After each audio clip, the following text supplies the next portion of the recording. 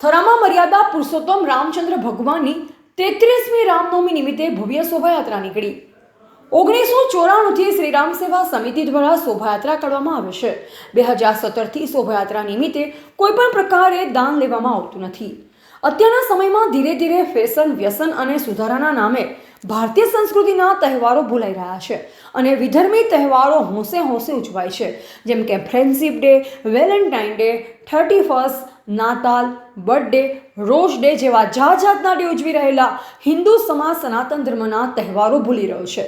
ત્યારે શ્રી રામ સેવા સમિતિ થરા દ્વારા હિન્દુ સમાજને પોતાની અસ્મિતા અને ગૌરવને યાદ અપાવવા 1994થી પરંપરાગત આરાધ્ય દેવ ભગવાન શ્રી રામના જન્મોત્સવની ભવ્ય શોભાયાત્રા કાઢવામાં આવે છે।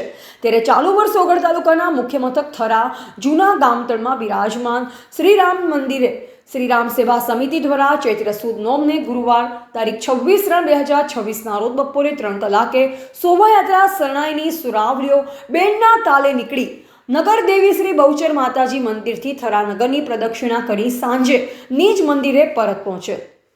શ્રી સરસ્વતી શિશુ મંદિરની વિદ્યાર્થીનીઓએ તલવારબાજી તેમજ લાઠીના કરતબો રજૂ કર્યા। થરા સ્ટેટ માજી રાજવી એવં થરા નગરપાલિકા પૂર્વ પ્રમુખ પૃથ્વીરાજસિંહ વાઘેલા, લોક સાહિત્યકાર દીપક જોશી, થરા શહેર ભાજપ પૂર્વ પ્રમુખ ભૂપેન્દ્રસિંહ પરમાર, વકીલ મુકેશભાઈ બુકેલિયા, બનાસ બેંક ઇન્સ્પેક્ટર ચંદુજી ઉણેચા વડા, લાલાભાઈ ભાટી સહિત તાણાથરા નગરજનો હાજર રહે। શ્રી રામચંદ્ર ભગવાનની આરતી ઉતારી પ્રસાદ લઈ સ્વભાવી ભક્તો છૂટા પડેલ। થરા પીઆઈ કેબી દેસાઈ સહિત પોલીસ સ્ટાફ ખડે પગે રહી સેવા બજાવેલ। 1994થી શરૂ થયેલી આ શોભાયાત્રાનું આયોજન ડોક્ટર ભરતભાઈ શાહ, કેસી શાહ, અશોકભાઈ પટિયાર, ભરતભાઈ દરજી સર્વે કાર્યકર્તાઓ કરતા હતા। 2006થી શ્રી રામ સેવા સમિતિ પ્રમુખ દીપકભાઈ જોશી, મંત્રી હિતેશભાઈ સોની દ્વારા આયોજન કરવામાં આવે છે। હવે તેમાં નવા યુગોનો ગોવિંદસિંહ વાઘેલા, તુષારભાઈ પટિયાર વગેરે નવા યુવાનો ખૂબ જ ઉત્સાહપૂર્વક કાર્ય કરી રહ્યા છે। રિપોર્ટર અલ્પેશ ગોસ્વામી ઓગળ સાથે નટવકે પ્રજાપતિ, થરા। આજે સમગ્ર ભારત વર્ષમાં ભગવાન રામનો જન્મોત્સવ ઉજવાઈ રહ્યો છે, ત્યારે અમારા થરા નગરમાં 1994થી ભગવાન રામની અહીંયા ભવ્ય શોભાયાત્રાનું આયોજન થાય છે।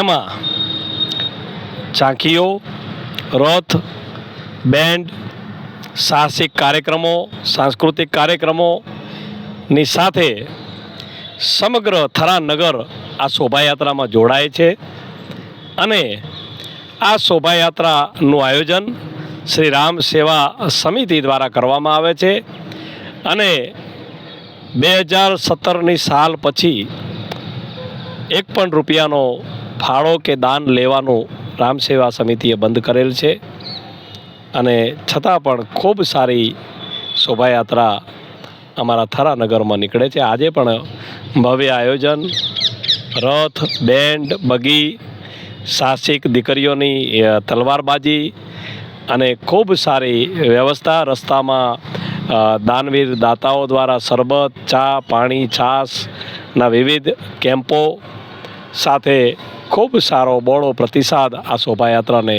મળી રહ્યો છે।